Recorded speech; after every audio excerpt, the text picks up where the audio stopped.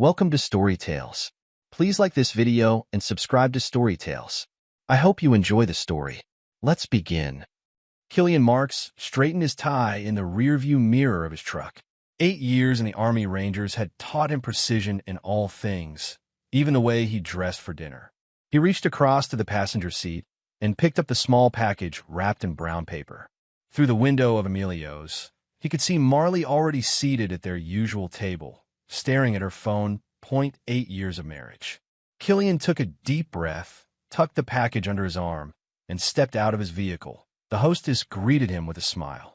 "Mr. Marks, your wife is already seated." Killian nodded and made his way through the dimly lit restaurant. Marley didn't look up until he pulled out his chair. Her smile seemed practiced. "Sorry I'm late," he said, settling into his seat. "The last class ran over." "It's fine." Marley tucked her phone into her purse. "How many people showed up for wilderness survival on a Wednesday night?" 14. 2 more than last month. Marley nodded, her eyes drifting to the menu, though they'd been here dozens of times. "Business is good, then." "Getting better." Killian studied his wife's face. Something was different tonight. Her usual animation seemed forced, mechanical. "I've got 3 corporate retreats booked for summer." The waiter approached, and they ordered without much discussion salmon for her, steak for him, a bottle of red wine they both enjoyed. When the waiter left, Killian placed the package on the table. "Happy anniversary." Marley's eyes widened slightly. She picked up the package, unwrapping it carefully. Her fingers traced the spine of the book, a first edition of Sylvia Plath poetry she'd mentioned wanting years ago. Killian, for a moment, genuine surprise crossed her face. "How did you find this?" "I have my ways." He allowed himself a small smile. "Do you like it?" "It's beautiful." She flipped through the pages, then closed the book and set it aside. "Thank you." Killian waited for her to reach into her purse, to produce something in return. When she didn't, he asked, "Did you forget?" "What?" Marley looked up from her wine glass. "Oh, the anniversary." "No, I didn't forget." She reached in her purse and pulled out a small envelope. "Gift card to that outdoor store you like." Killian accepted it with a nod. "Thanks." Their dinner arrived, and conversation dwindled to comments about the food. Killian tried twice to engage Marley about her work, about the marketing campaign she'd been excited about last week, but her answers came in short bursts followed by long silences. "Everything okay at work?" he finally asked. "Fine." Marley pushed her half-eaten salmon around her plate. "Just busy. Bryce has us working overtime on the new client." Bryce. Killian had met her boss, once tall, flashy, with 2 white teeth and a handshake that lacked proper grip. "He works you too hard. He values my contribution." Something in her tone made Killian look up. Her eyes were challenging him. "I value your contribution too," he said carefully. Marley laughed, a sharp sound unlike her usual laugh. "To what?" "Your perfect little life." Killian set down his fork. "What's that supposed to mean?" "Nothing." She drained her wine glass. "Can we go?" They drove home in silence. Killian's mind worked through the evening, analyzing what had gone wrong. By the time they pulled into the driveway of their suburban home, he decided to give her space. Maybe it was work stress. Maybe it was something else. Either way, pushing wouldn't help. Inside, Killian removed his jacket and tie, poured himself a small whiskey, and sat in the living room. Marley disappeared upstairs. 20 minutes later, she came back down wearing a tight black dress he didn't recognize. Her makeup was fresh, dramatic. "Where are you going?" Killian set his glass down. Marley grabbed her keys from the hook by the door. "I had time with you. Now I'm going to have some pleasure for myself." Killian stood up. "It's almost 11. So it's our anniversary, and you're leaving?" Marley sighed dramatically. "What do you want from me, Killian?" "We did dinner. We exchanged gifts. What else?" "Most couples spend the night together." Killian kept his voice even, controlled. "Where are you going?" "Out with friends." "Which friends?" "Does it matter?" She slipped on her heels. "You don't own me." Something cold settled in Killian's stomach. He moved to the door, blocking it with his body. "You're not going anywhere." Marley's eyes narrowed. "Try to stop me. Touch me, and I'll call the cops." They stared at each other. 8 years of marriage, and Killian didn't recognize the woman in front of him. "Move," she said. Killian stepped aside.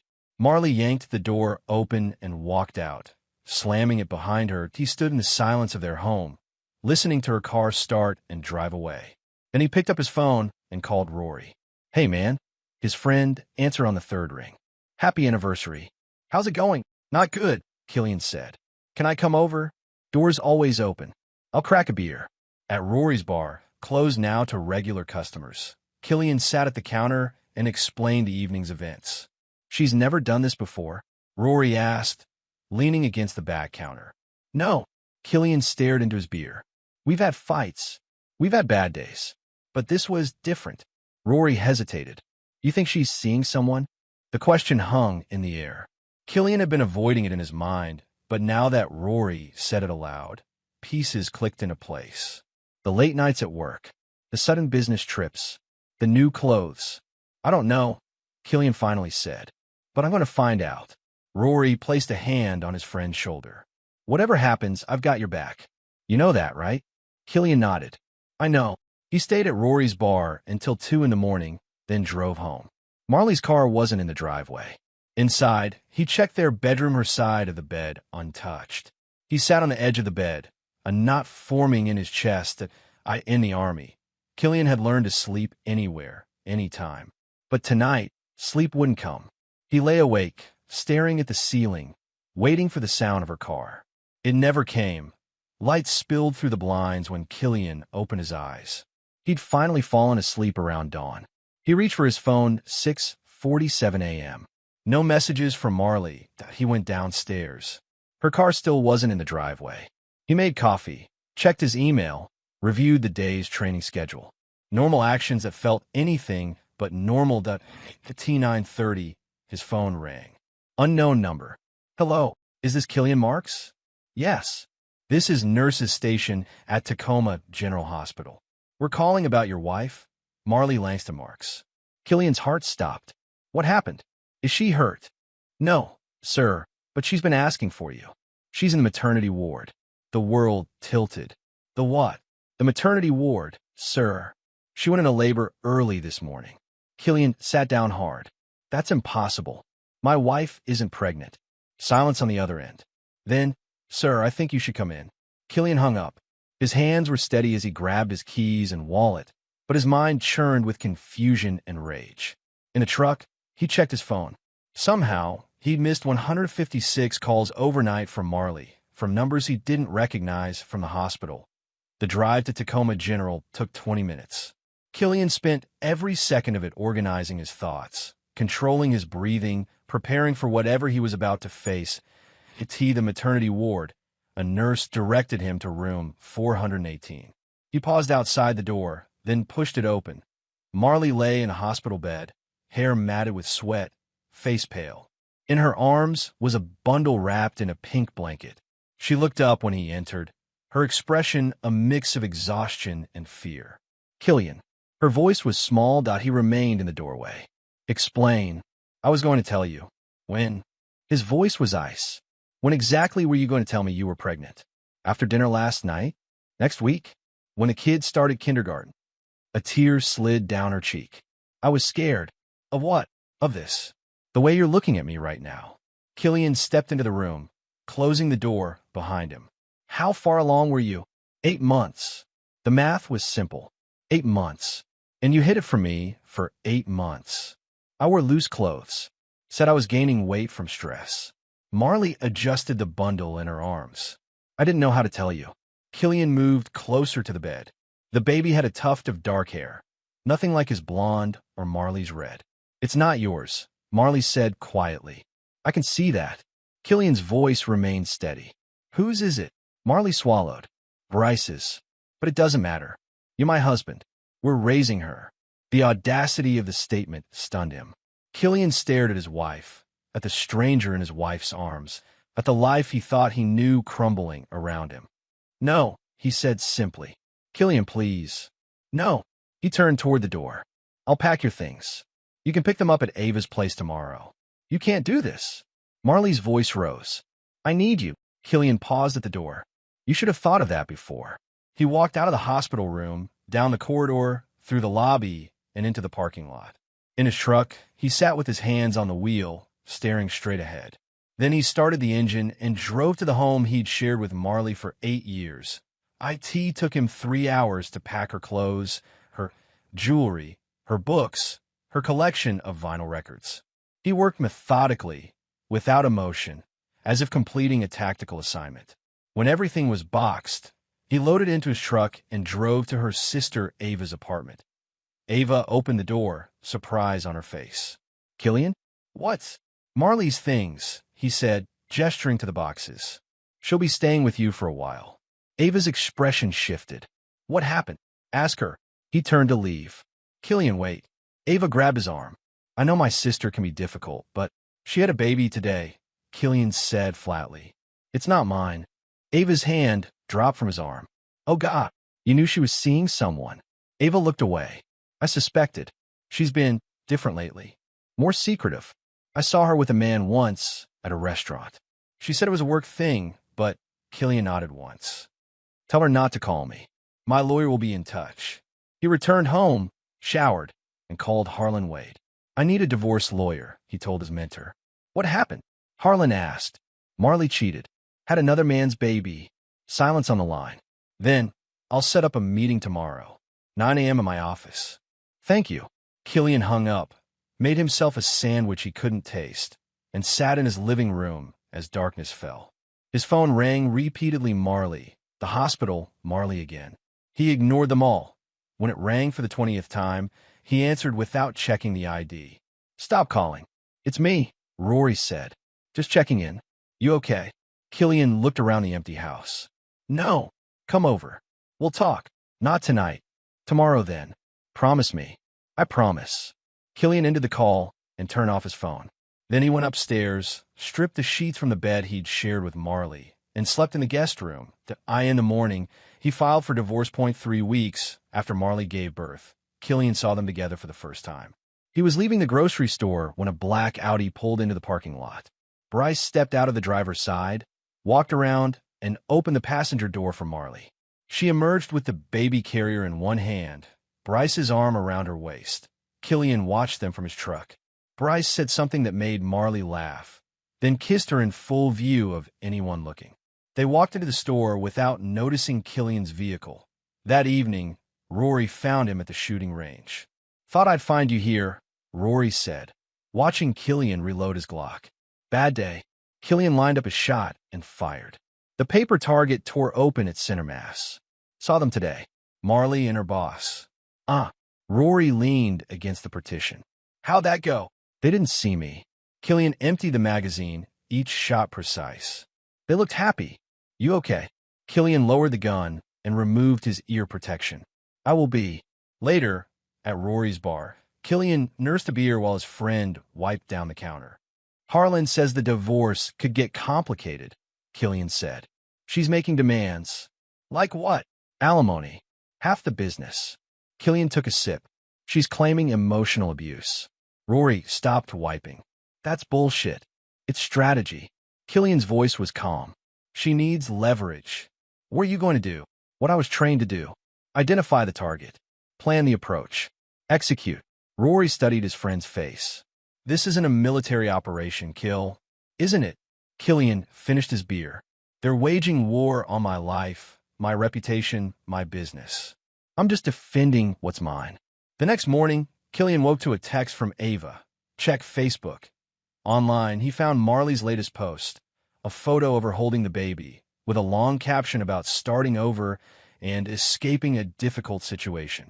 The comments were filled with supportive messages, many asking what had happened. Marley had replied to one, "Some men aren't what they seem. My ex-husband was violent, cold, and unstable. I had to protect myself and my daughter." Killian stared at the words, his jaw tight. He took a screenshot, sent it to Harlan, then closed his laptop. His phone rang a client canceling their booking. "Family emergency," they claimed, but Killian heard the hesitation in their voice. Someone had gotten to them. By the end of the week, 3 more clients had canceled. The local news ran a small piece about allegations of abuse against a local business owner. They didn't name him, but in a town the size of Tacoma, people knew. Rory called. "You seen the news?" "Yes. This is getting out of hand." "I know. Killian looked out his window at the rain-slick streets. It's going to get worse before it gets better.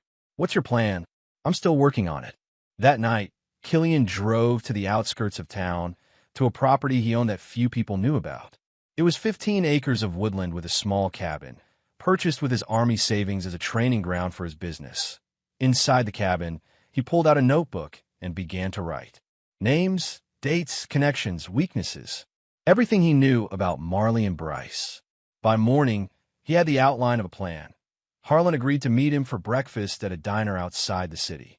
They're trying to bleed you dry, the older man said, stirring his coffee. Make you desperate enough to settle. I know the tactic. Killian pushed his untouched eggs around his plate. I need information. About Bryce Whitner. What kind of information? Everything. His finances. His past. His wife. Harlan raised an eyebrow. His wife. Marley mentioned once that he was married. Woman named Margot. And she doesn't know about the affair? I don't think so. Harlan sat back, considering. What are you planning, Killian? I'm planning to survive. The older man nodded slowly. I'll see what I can find. But be careful. Don't do anything that could hurt your case. I won't hurt my case, Killian promised. I'm going to win it. Over the next 2 weeks, Killian retreated from public view. He moved his remaining classes to the woodland property, turned down interview requests from local media, and focused on gathering information. Ava texted him regularly, keeping him updated on Marley's movements. They're moving in together, one message read. She's telling everyone he's going to make her a partner at the firm. Another text, a week later. Em sent me these by mistake. Thought you should see them. Attached were screenshots of texts between Marley and Bryce, dating back over a year. Plans for meetups. Explicit messages. Discussions about Killian. He's so boring, Marley had written. All he cares about is his stupid survival business. Dump him, Bryce had replied. We'll start over. Just you and me. Killian saved the screenshots, added them to his growing file, and thanked Ava that I'm sorry, she wrote back. I should have told you sooner that you're telling me now, he replied. That matters. The next day, Rory called with news of his own. You know Bryce's wife? Margot? She comes into the bar, sometimes with friends. She was here last night. Did she mention Bryce? No, but her friend did. Said something about what Margot would do if she found out. Bryce's affair isn't as secret as he thinks. Is Margot a regular at your place? Every other Thursday. Ladies' night. Let me know next time she's there. 2 Thursdays later, Rory texted. She's here. Killian arrived at the bar 30 minutes later. He spotted Margot, immediately a slender woman with silver-streaked dark hair, elegant in a simple black dress. She sat with 3 other women, laughing at something one of them said. Rory caught his eye and nodded toward a corner booth. Killian took a seat, ordered a drink, and waited. An hour passed. The women ordered another round. One by one, they left until only Margot remained. Checking her watch, Killian stood and approached her table. Mrs. Whitner? She looked up, surprised. Yes, my name is Killian Marks. I was wondering if I could speak with you privately. Recognition dawned in her eyes. You're Marley's ex-husband. I am. Margot studied him, then gestured to the seat across from her. 5 minutes. Killian sat down. Thank you. What do you want, Mr. Marks? If you're here to cause trouble. I'm here because we have something in common, Killian said quietly. We've both been betrayed by the people we trusted. Margot's expression didn't change, but her fingers tightened around her glass. I don't know what you're talking about. I think you do. Killian placed his phone on the table, screen down. Your husband has been having an affair with my wife for over a year. 3 months ago, she gave birth to a baby girl. Pain flickered across Margot's face before she controlled it. Prove it. Killian turned over his phone. On the screen was a photo of Bryce, Marley, and the baby, taken outside Bryce's office building. There's more. Hospital records, text messages, emails. Margot stared at the image, her face a mask. Why are you showing me this? Because you deserve to know the truth. And that's all? You just want me to know? What you do with the information is up to you. Killian stood up. But I thought you should have all the facts before they try to destroy what's left of my life. He placed a thumb drive on the table. Everything I have is on there. My number is 2, if you have questions. Margot didn't touch the drive. Does she have a name? The baby. Lily, Killian said. They named her Lily. Something hard flashed in Margot's eyes. Thank you for the information, Mr. Marks. You're welcome, Mrs. Whitner. As he turned to leave, she said, Mr. Marks? He looked back. Let me handle my husband. 3 days later, Bryce Whitner was called to an emergency board meeting at his firm. According to Rory, who heard it from a bartender friend who served drinks at the company's holiday parties, Margot Whitner walked into that meeting with a file of evidence and an ultimatum by the end of the day, Bryce was removed as CEO, pending an ethics investigation. By the end of the week, Margot had filed for divorce and frozen their joint assets. Marley showed up at Killian's door the following Monday, the baby in her arms. You did this, she said as soon as he opened the door. You ruined everything. Killian stood in the doorway, blocking entry. I told the truth. You had no right. Tears streaked her makeup. Bryce lost everything. We have nowhere to go. That sounds like a you problem. Killian, please. Marley shifted the baby in her arms. I made a mistake. I know that. But we can fix this. We can start over. There is no we anymore. You can't mean that. 8 years of marriage. 8 years you threw away. Killian's voice remained calm. Go back to your sisters. Or find someone else to manipulate. It won't be me. I'll tell everyone you hit me. Marley hissed, desperation in her eyes. I'll say you threatened the baby. No one will believe you. They already do. Look at your business, Killian. Your reputation. I've already won. Killian smiled, a cold expression that made Marley step back. You haven't won anything, Marley. The war is just beginning. He closed the door in her face. 1 month after his confrontation with Marley, Killian sat in Harlan's office, reviewing documents. The hearing is next week, Harlan said, tapping a file. We're in good shape. What about Marley's claims? Without evidence, they're just words. Harlan leaned back in his chair. And we have something she doesn't. What's that? The truth. Harlan handed him a memory stick. And this. Killian took it. What's on it? A video. Ava found it on Marley's cloud account.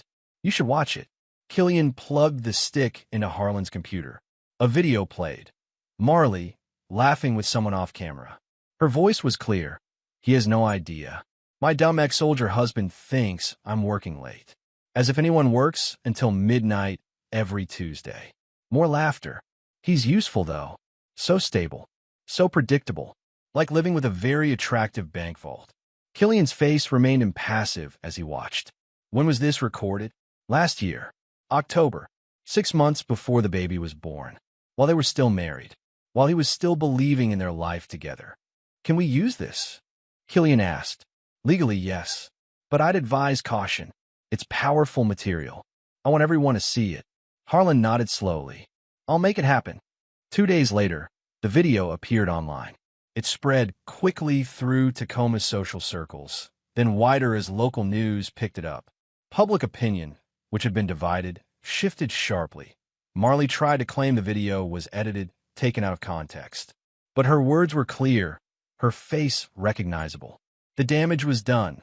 Bryce, fighting his own legal battles with Margot, stopped taking Marley's calls. According to Ava, he'd moved out of state, leaving Marley to deal with the fallout alone. The day before the divorce hearing, Killian received a call from an unknown number. Is this Killian Marks? A man's voice, unfamiliar. Yes. This is Jackson Reed, Bryce Whitner's attorney. Mr. Whitner has information you might find valuable regarding your divorce proceedings. What kind of information? Video evidence that contradicts your claims. Mr. Whitner is willing to suppress this evidence in exchange for your dropping all countersuits against him and Mrs. Langston Marks. Killian's mind raced. What video? Footage showing you threatening Mrs. Langston Marks. It corroborates her claims of abuse. No such footage exists. Mr. Whitner disagrees. The offer stands until noon tomorrow. The call ended. Killian immediately phoned Harlan. They're bluffing, Harlan said after Killian explained. Or they created fake evidence. Either way, they're desperate. Very. Which means we're winning. The next morning, Killian arrived at the courthouse early. Harlan met him on the steps, briefcase in hand. Ready? The older man asked. Ready. Inside, Marley sat with her attorney, a thin man with nervous hands. She didn't look at Killian when he entered. Bryce was nowhere to be seen. The judge called the court to order. Marley's attorney spoke first, repeating her claims of emotional abuse, demanding alimony and half of Killian's business. Then he produced a thumb drive. "Your Honor, we have video evidence supporting our client's claims." Harlan stood. "Your Honor, we object to the introduction of this evidence, which was not disclosed during discovery. We only recently obtained it," Marley's attorney argued. The judge frowned. "I'll allow it, but I expect an explanation for the late disclosure." The video played on the courtroom monitor. It showed Killian and Marley arguing in their kitchen. Killian's voice was raised, his body language aggressive as he pointed at her. "You think you can leave me? Try it. See what happens." Marley cowered against the counter. "Please, Killian, you're scaring me." "Good. You should be scared." The video ended. Marley's attorney looked smug. "As you can see, Your Honor, Mr. Marks has a history of threatening behavior." Harlan stood again. "Your Honor, my client denies the authenticity of this video. We believe it has been doctored." "That's a serious accusation," the judge said. "One we're prepared to prove." Harlan nodded to Killian, who handed him a folder. "We had a digital forensics expert analyze the video. His report confirms that the audio has been spliced from multiple recordings and the video has been altered." Harlan submitted the report, along with still frames showing inconsistencies in lighting and shadows. Furthermore, Harlan continued, "We have the original footage from Mrs. Langston Marks' home security system, which shows a very different conversation." He played another video. The same kitchen, the same date, but a calm discussion about house repairs. "No pointing, no threats." "Your Honor," Harlan concluded, "we move to dismiss Mrs. Langston Marks' claims of abuse and request sanctions for attempting to introduce fraudulent evidence." The judge reviewed both videos, then the forensics report. "The motion is granted." "Mrs. Langston Marks, I am deeply troubled by this attempt to mislead the court." Marley's face drained of color. Her attorney whispered urgently in her ear. "Your Honor," the attorney said, "my client wishes to revise her position and seek an expedited resolution." "I'll bet she does," the judge replied dryly. "Let's proceed with Mr. Marks' countersuit." By the end of the day, Killian had been granted a complete divorce with no alimony obligations. Additionally, the judge awarded him damages for defamation and business losses caused by Marley's false claims. Outside the courthouse, Marley caught up to him on the steps. "Killian, wait." He turned, his face expressionless. "It's not over," she said, desperation in her voice. "I know Lily is yours. I'm requesting a DNA test." "Go ahead. When it proves she's yours, you'll have to take responsibility." "Marley," Killian said quietly, "we both know that child isn't mine." "You don't know that. We were together around the time." "File for the test. I have nothing to hide." 2 weeks later, they returned to court for the results. Marley looked confident as the judge opened the envelope. "The test confirms that Mr. Marks is not the father of the minor child, Lily Langston," the judge announced. Marley nodded. "We expected that. We're asking for a comparison with Bryce Whitner's DNA." That test was also conducted, the judge continued. "Mr. Whitner is not the father either." The courtroom fell silent. Marley's face went slack with shock. "That's impossible." "The testing was thorough," the judge said. "Neither man is the biological father of your child." Marley sank into her chair, her body trembling. Her attorney looked as stunned as she was. Killian watched her crumble without satisfaction or pity. Just the calm certainty that justice had finally arrived. Outside, reporters waited for a statement. Killian walked past them without comment, climbed into his truck, and drove away. 6 months later, Killian stood on a mountain ridge, watching his students set up camp below. 20 people had signed up for this advanced wilderness survival course, his largest group yet. Word had spread about the quality of his training, his attention to detail, his uncompromising standards. His business had not only recovered, but grown. With Rory's help, he'd opened a second location across town, and they were discussing a third in Olympia. Ava had joined the company too, handling public relations and marketing. Her loyalty during the darkest days had earned her more than a job. It had earned her Killian's trust, something he no longer gave easily. As the sun began to set, Killian pulled out his phone and checked his messages. One from Rory about equipment deliveries. One from Harlan about a potential corporate client. And one from an unknown number that he opened it. A photo of a mountain sunrise, followed by a message. Thanks for waking me up. I built something better from the rubble. I hope you do too. M. Margot Whitner. According to Rory's sources, she'd taken control of Bryce's company after the divorce, transformed it, and doubled its value in 6 months. Killian saved the photo but didn't reply. Some acknowledgments needed no response. He pocketed his phone and looked out over the valley, at the fading light painting the trees gold and red. Darkness would come soon, but he wasn't afraid of it. He knew how to navigate in darkness. He knew how to build fire from nothing, that he knew how to survive. One of his students, a young woman with determined eyes, approached him.